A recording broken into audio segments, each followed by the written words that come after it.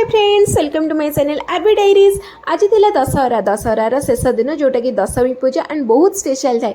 आज ही माँ को विसर्जन दि जाए। पुणी गोटे वर्ष को अपेक्षा पुणी माँ के आसवे पुणी साज सजा पूरा चमकीबे समस्ते। तो आज पूजाटा बहुत स्पेशल थाए। पुष्पांजलि पर स्टार्ट होता विसर्जन पूजा जो थी कि नना आखिरी लुह तो सबू भक्त मान आखिरी लुह माँ को दौरान समस्ते विदाय। तो कोलकाता जेहेतु स्पेशल दशहरा तो विदाय भी हम बहुत स्पेशल। तो आपण मैंने जब देखा चाहते जल्दी जल्दी channel T like share subscribe करूँ आ मो सहित पूरा फुल वीडियो देखूँ। एबे दशमी पूजा सरी विसर्जन भी सरी एबे गोटे तांकर स्पेशल रेशम अच्छी धागा बंधा जोटा कि दुब आ कला अपराजितार लतार ही करा जाए माँ पाखे पूजा। तापर समस्ते हाथ में बंधा जाए 3-4 दिन पर्यंत समस्ते रखती। पानी विसर्जन करती। माँ पाखे मु पूजा करी शाढ़ी 3 दिन धरी माँ पाखे पूजा होता। मतलब बहुत खुशी लगुच। तो काली अच्छी सिंदूर खेल आपण मैंने देखा चाहते ना सिंदूर खेलटा केमती हुए।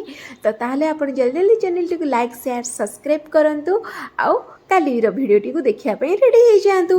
तो पूजा पर समस्त को मिलता किसी ना कि फूल।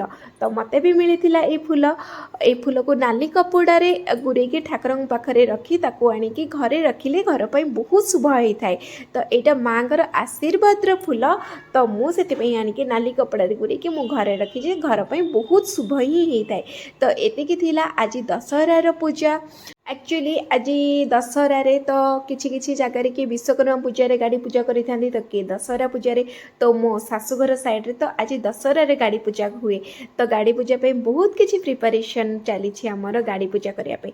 तो आपण मैंने पूरा लास्ट जाए देखूँ आज दशहरारे आम केमती गाड़ी पूजा कलु।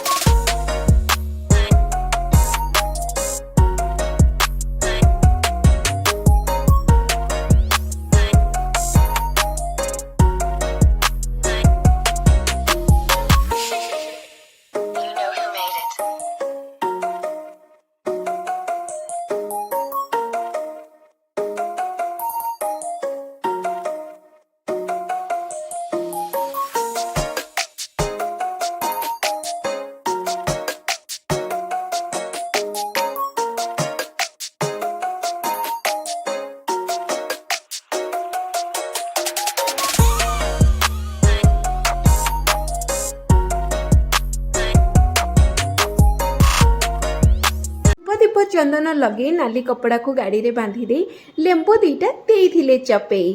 तो एतिकी थिला आमर पूजा। तो आपण मैंने केमती पूजा करती मत कमेंट सेक्शन रे निहाती जनइबी। तो या पर स्टार्ट होता आमर धागा बंधा। तो जोटा आनी माँ पाखे पूजा करी सीटा आम समस्ते समस्त हाथ में बांधी देलु। तो या 3 दिन पर पुणी विसर्जन करा पानी रे। तो एतिकी थिला आज दशहरा। तो आज गोटे बहुत बढ़िया पैंडेल अच्छी देखापी। आप जल्दी जल्दी नेक्स्ट वीडियो रे आसतु। यही पैंडेल देखिले आपण को मन पूरा खुशी होती जोटा कि कोलकाता सब बेस्ट पैंडेल। तो रही जय जगन्नाथ।